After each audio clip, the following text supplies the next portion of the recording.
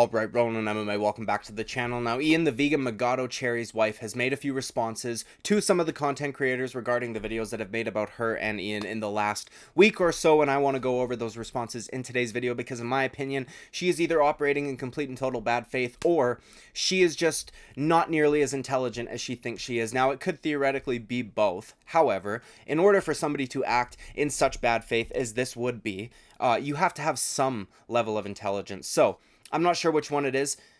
Regardless, we're going to look at a few clips from her Instagram stories. I'm going to give my take and opinion on them. I'm going to try to debunk some of the points that she brought up, some of the things that she said. I'm going to, show a little bit of hypocrisy later on in the video. We'll do all of that and more. So let's play the first clip right away, and then we will talk about it on the other side. So, some content creators and MMA media are having a fucking field day on my private life.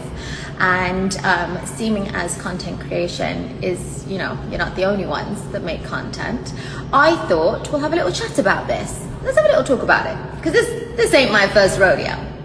All right, first of all, this is not your private life, it's your personal life. There's a difference, that's one. Two, you are the one who has decided to be with a high-profile athlete, okay, you fucking wench. You have decided to amass a fairly large Instagram following. You are the one who has chosen to be in the public with your relationship with Ian Garry. You don't get to then get all fucking ass mad that people are talking about it, okay? There are plenty of fighters more famous than Ian Garry whose wives are unknown to the MMA fan base. That is usually by design. Those are the kinds of people who don't care to have a public image. You clearly do. And people saying nasty shit about you online is just par for the fucking course. If you hated it so much, if it was so gut-wrenching to you, so horrible, so emotionally damaging, she would have privated her social media accounts by now, but she has yet to do so because she loves the fucking attention. That's why wherever her famous fucking husband goes, she follows, okay? Now, let's play the next clip. Looking at the hate, the majority of the clips and the comments that I'm getting, without a doubt, the biggest thing that I've done wrong is age. I've gotten older. I've had a birthday every year, and that's fucking disgusting coming from a woman, especially. Getting older is not acceptable. So I'm a little bit, I fucked up there. Alright, so she's trying to be joking a little bit here, and you can definitely hear a hint of sarcasm in her voice, despite what she goes on to say later on. Sarcasm is not lost on the more American audience. However,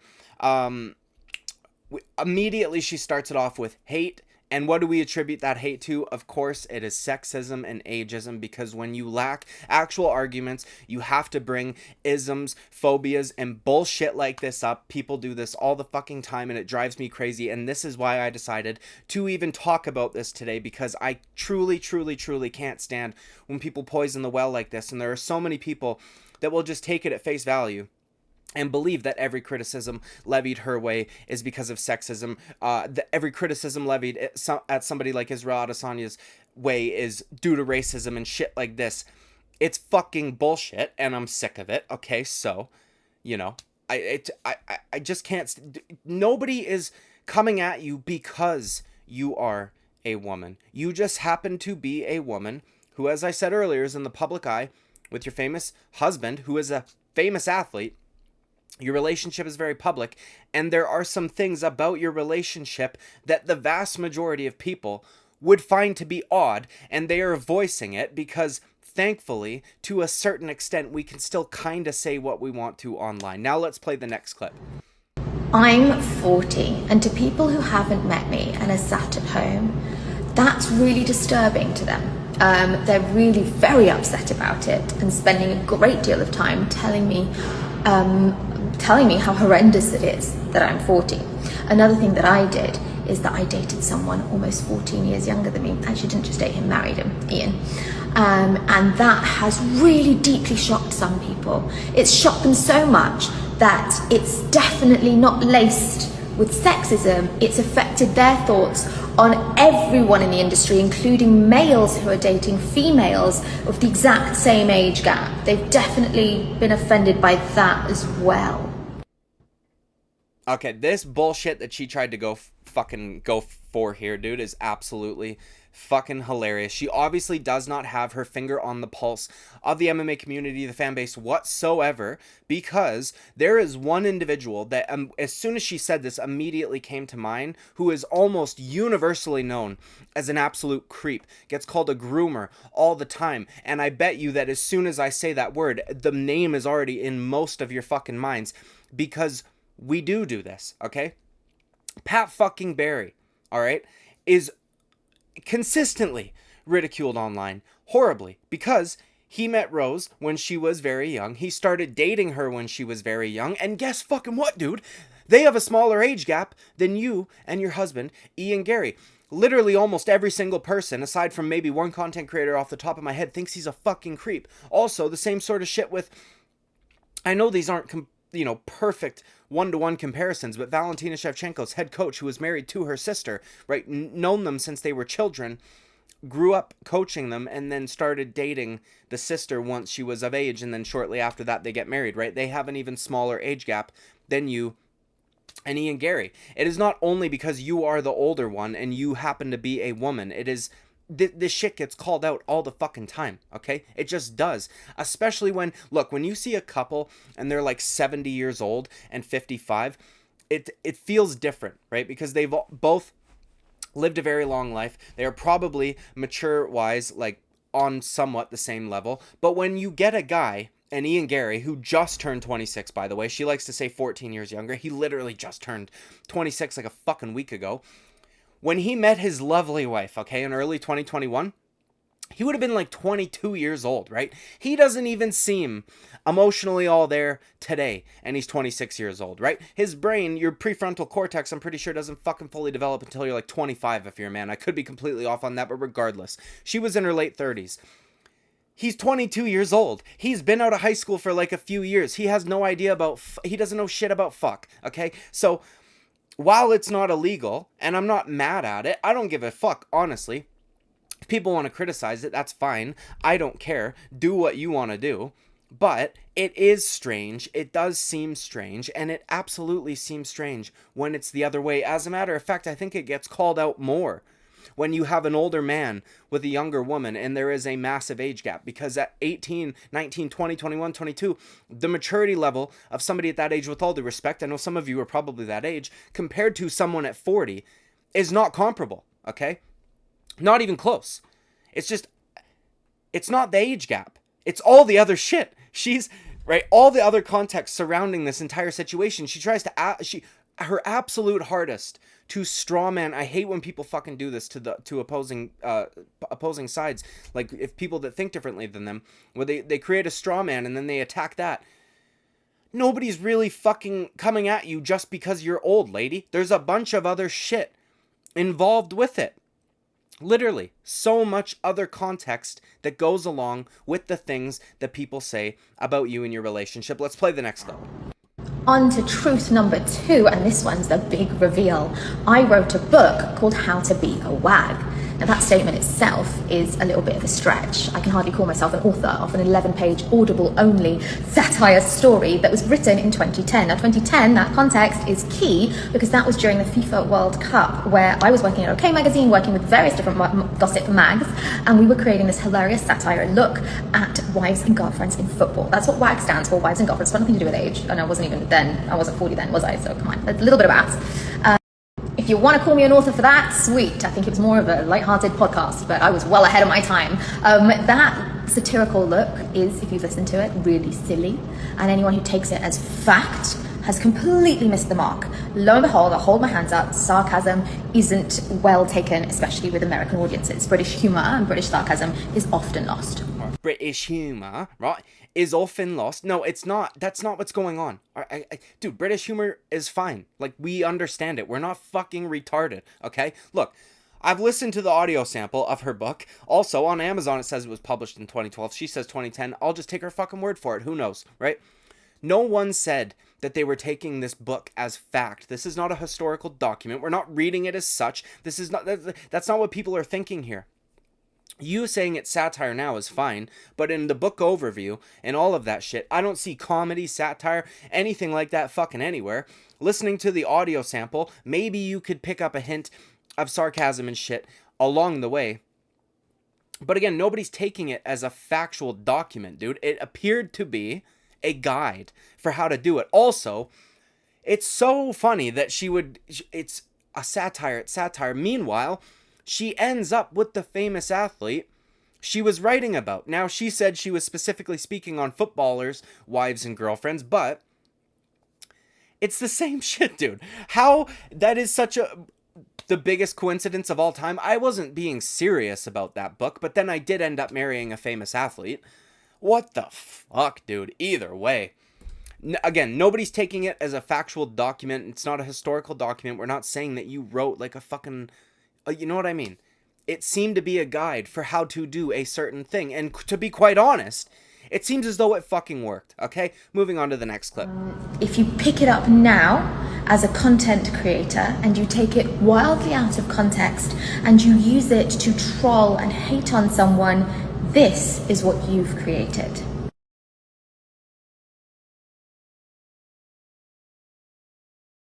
Those comments, horrendous, obviously. What I can't show you here are death threats, detailed rape threats, and I can't express to you the power of volume. For about 3 days now, every single day, constantly, has been a huge, huge volume of them. Often, they quote lines from the clips that have been made, and they... All right, now this part, I think, is what made me the most irritated, and when I heard this is when I thought, I'm gonna fucking talk about this. I can't stand when people try to blame content creators for the actions of people who may or may not watch their videos, because she has no fucking clue, to be quite honest with you. Unless a content creator is explicitly calling for violence against somebody, or explicitly calling for harassment or doxing or anything like that, something that could actually be like punishable by law, right? I think it's really fucking hard to place the blame at the feet of them for something that someone else did or said that again, they may or may not have watched your video. Somebody could be harassing you, quote unquote, because it's not true harassment. Comments on social media, it's not harassment, okay? Either way. It could eventually get there, right? But, just nasty comments are not harassment. You can't fucking do that, dude. You can't blame content creators for that. That person could have never watched a video that you're speaking about and just held all these opinions before these videos, because she's making it seem as though no one was speaking about this until the last week, which is just not the case. This is like a common theme about Ian Garry for, at the very least, the last year and a half or so. This isn't brand new shit. This isn't brand new information. We've been knowing this, okay? It would literally be fucking impossible to control an entire audience, especially someone with the audience size of the MMA Guru, or someone even comparable. I mean, fuck, dude. Imagine trying to control even 2,000 people. I have 2,000 subs. You can't account for every single individual, which is what they are. They are individuals, okay? That leave nasty comments and things like that on your posts. Again, they're individuals whom have their own fucking agency, unless we want to call them all like retarded children and they need to have their hand held by their fucking favorite content creator. We can't do this, because you will create a world where, if the responsibility and the standard is so high for independent content creators on YouTube and shit like this, when, by the way, we do not hold legacy media, mainstream media, or anything like this to that same standard, right? They say shit about people all the fucking time. Very often do they have to retract articles and things that they've said in those articles with almost little to no blowback, right?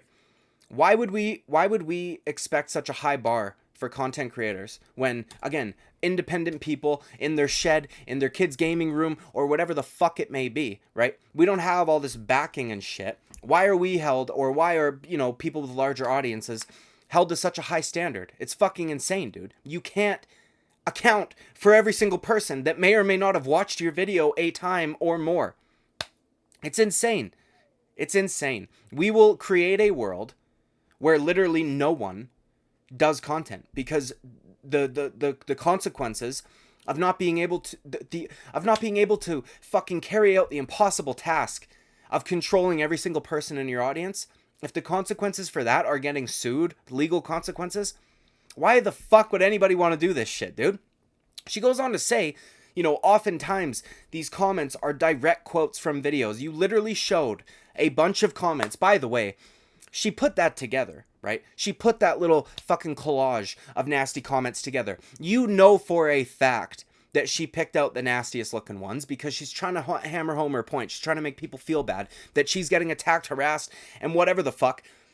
Not a single one of those is a quote from any fucking video. Again, your shit's been out there for a very long time. We've all seen it. We've all known about it. It's been talked about for a very long time. It is what it is, dude. You're a public figure. Holy shit, dude. Let's play the next clip. So that we're not lost in translation, MMA Guru, Red Pill MMA, and anyone who makes any content that looks like this has these kind of clickbaity, big, wild headlines. What you're doing is you're inciting a lot of hate to come my way. I want you to be very conscious that that is what your content, that is the consequence of your content. I want you to be conscious of that because I'm not the only one that you make those videos about. And if you haven't already heard about Caroline Flack, if you have, like, have we learnt nothing? If you hadn't, you need to read about her. All right, this one is also very gross. This is an extension of the one previous. This is disgusting to me. It reminds me of the debate between, it was a really long time ago, Ben Shapiro and Piers Morgan. When Piers Morgan used, you know, a school shooting that had just really recently happened to try and attack Ben's Second Amendment stance, right? Pro-Second Amendment stance. And what Ben called him out immediately for it and said, you're dancing on the graves of children to try and make or prove or make a political point. And I think it's disgusting. This, to me, is what she's kind of doing, right? She invokes some woman who hung herself and, you know, supposedly, I didn't look all that deeply into it because it's fucking depressing. It was due to online bullying, harassment, nasty comments, whatever the fuck you want to say, okay? Obviously, that is shitty. Obviously. I don't think there's many people that would be like, nah, you know what, fuck that bitch. Do you know what I mean? But no one person should be held responsible for their audience's behavior unless, again, it's something explicit. No one gets held to this ridiculous standard in legacy media. I've already said that, but it's worth repeating. This is an insane concept. And to invoke somebody's suicide from 3 or 4 years ago to try and prove your point is fucking gross, right? This makes me think, when she says this, this could just be horribly done in bad faith, or she's just not that smart because it doesn't even really prove her point, right? It's gross, and it doesn't make her look good, and I don't feel bad for her because, look, if you are that fucking mentally, I don't want to say deranged because that sounds rude, but if you are struggling mentally, okay, maybe fucking delete the social media from your phone. It's really not that hard, dude. It's really not that hard. If social media is driving you to the point where you feel like you're gonna take your own life, okay, get rid of it. It's fucking real simple, okay? Anyways, again, also, I want to point this out. It's hilarious to me that in the wake of all of this, what she considers to be harassment, defamation, even though it's neither, really, at least from the side of the content creators, right? Again, they're not responsible for the people that are leaving nasty comments like that. So if there are people, she said earlier that I received certain kinds of threats and things like that. If that has happened, that's really shitty, and I don't think that that's cool, okay? And I think that the vast majority of content creators would also say that exact same thing, that they don't condone that, they don't think that that's cool, and if somebody is doing that, they should stop, right?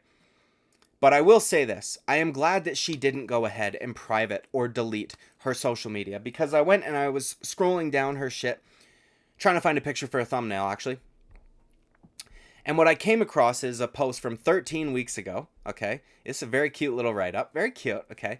Following Ian Garry's fight with Neil Magny. Now, I'll read it out to you guys, and And then we'll talk about it after. Hold right, this cute little write-up from Layla, whatever the fuck her name is, Magato Cherry, whatever, dude. All right, I'm gonna read this out for you. This is so cute. Okay, Neil Magny is the guy with the most wins in UFC welterweight history. Magny has one of the longest reach advantages in the UFC. That's a really, this chick knows fucking nothing about the sport. He would have reach advantage is dependent on who your opponent is. He does have a very long reach for the welterweight division, but there might be somebody who's got a 78-inch reach in which he doesn't have a massive reach advantage over. There might be somebody with a 68 that he does. Do you know, it's relative, lady, okay? It's what a stupid fucking thing to say. Either way, moving on. It was Magny who was ranked 11 in the world. Sure, okay.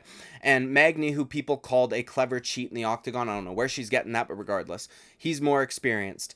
It's Magny who was fighting when you were just an amateur. It was also Magny who bragged about whooping a 3-year-old, and it was Magny who would face the most specialized and most vicious Ian Magato Cherry we have seen to date. A man who created his camp tailored entirely to him. A man you should never piss off.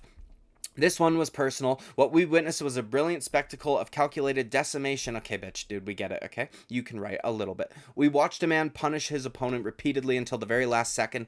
One for the history books, marked 30-24, a scorecard so dominant it's not been seen in over 7 years of fights, whatever the fuck, okay? Add emotion to the beautiful art of fighting and you get a powerful statement. Congratulations, blah, blah, blah, blah. Hashtag don't beat your kids. This dumb bitch... I'm sorry, dude. I know she's a female and you call me misogynistic all the fuck you want. This is gross, dude. Literally zero self-awareness whatsoever. No regard for the well-being of other people's public images, but suddenly when it's about you and your relationship, it's a real fucking problem. You're invoking suicides. You're accusing people of sex. Imagine if... when Ian Magato fucking Cherry was going at Neil Magny, the entire world was just like, you're a fucking racist piece of shit, buddy. You don't understand the culture. You don't understand what goes on in African-American households. Fuck you. Go back to Europe or whatever the fuck. You know what I mean? Gross. Zero self-awareness whatsoever, right? It's gross. It just is. Even though with her and her situation, all people are really doing is actually talking or taking facts, rather, and then giving an opinion based on those facts, right? You do have a massive age gap. You do use, or Ian uses your ex-husband as his nutritionist. Maybe he doesn't live with you, but he's fucking with you everywhere you go. He did take your last name. You did write a book about how to bag a famous athlete, and then, 10 years later, whatever the fuck, you end up doing just that. Do you know what I mean? What's even crazier is I thought that, when I saw that it was published in 2012 on Amazon, I thought, oh, Ian Garry was 14 years old, right? Now, she's claiming 2010, he was 12. It's like, this shit is gross. Either way. All they're doing is taking facts about your relationship, voicing their opinion on it. Some hyperbole, maybe, right? Some conclusions get drawn that maybe, you need to leap a little bit further than others, maybe. But again, they're not making up shit about you or not making, things that would defame your character, right? And does it feel shitty? Yeah, I'm sure it does. Do you know what I mean? But also, it's not fucking illegal, one, and something that literally every single person in the public eyes deals with. You are not that special. The quote that drove me crazy, it was Neil Magny who bragged about whooping a 3-year-old. This is actually, unironically, an example of real defamation, because that is literally not what happened. That wasn't that she took a fact and then had an opinion on it, right? Brag has a specific definition, okay? This is not what he did. He quote, I'll whoop you like I whoop my son, or something along those lines, right? Back at the press conference or at media day. She takes that to mean he was bragging about legitimately actually beating his child. That's, as I said, either horribly bad faith or she's fucking retarded and she doesn't know what words mean, okay? It's just false, right? He never said that he was, like, look, if we want to say that he bragged about it, or, he never said he was proud of it, or that he does it all the time, or that he likes doing it, or that he's really fucking good at it, right? He didn't say any of this shit. He just said, I'll whoop you like I whoop my kid. Look, it was an awkward attempt at trash talk from a guy who isn't used to dealing with an unbelievably loud and fucking arrogant opponent like your husband, and he tried his hand in engaging with it to probably try and build hype around the fight. Did it come out awkward and shitty? Yeah, fine, okay. Is Neil Magny maybe slightly autistic? Yeah, maybe, okay. But to flat out say that he was bragging about beating his children, it's a literal falsehood. She lied. He never did that. And even if he did, even if when he said I'll whoop you like I whoop my kid, he wasn't just fucking around and he means like he maybe gives his kid a little spank or whatever the fuck, I'm not gonna, unless some kid is getting the absolute shit beaten out of them, discipline your children how you see fit. I've got kids. I don't fucking hit them. They listen to me with a look, and that's fine. If you're having, it's whatever, dude. Again, culturally, shit's different. Okay? Shit's different. And I get that Ian Magato Cherry and his fucking wife are woke and ultra sensitive and all this shit. But not everybody else is. Okay? So fuck off. Okay? And again, he never said he was proud of it. He didn't brag about it. That's just, for her to say that is defamation. If she would have just said the quote, oh, that really, I'll whoop you like I whoop my son. That made my husband really mad and you should have never done that, blah, blah, all this bullshit, then fine, right? Then whatever. But she hashtags the don't beat kids, don't beat your children or whatever the fuck. She says he bragged about it when she just lied, right? And again, it's not even comparable to her situation because her situation is truly people having opinions on her relationship. As I said, you did write that book. He did take your last name. Your husband is his nutritionist. You even in a video were caught saying, oh, I'll go cry with fucking Curtis or whatever it is. Like, dude, really? It's disgusting. He does have your husband on a vegan diet while he's enjoying ribeye steaks, right? And again, you are 15 years older than him, and you met him when he was most likely still mentally forming, okay? Gross. This bitch is gross. I mean, I'm sorry, I keep saying that fucking word, but Jesus Christ, man. I'll just call her a wench. I don't call all women that word. They have to do something very specific and horrible for me to call them that word. It just is what it is, right? And by the way, that word I don't find to be exclusive to the female species. I'll call men that too. Right? So I'm not saying it because I hate her because she's a woman, because that's what she would take from it. But to accuse people of that when your husband went so hard after a African American that served in the US military, a veteran, an African American veteran, your husband fucking tore him to shreds. Verbally, wouldn't let him speak to explain himself, none of this shit, talked about it for weeks after the fact on social media, everywhere he fucking went, brought it up to all the media members. And nobody was accusing him of being racist, right? So don't go throwing around these gross fucking isms and phobias and all this shit when people don't do it to you. Don't hold content creators accountable for a massive audience, and they cannot control every single person in that audience, and unless they are explicitly calling for violence, for harassment, for any of these fucking things, they should not be held responsible, or we will live in a world with no independent media whatsoever. Don't invoke other people's suicides that you don't know to try and prove a point in a debate. It's fucking gross, okay? And I know that this wasn't like a formal debate, but she's essentially trying to debunk or argue all of her points to the points that have been made on them thus far. Anyways, dude, like and subscribe. I would greatly appreciate it. I will see you at the next video. Bye-bye.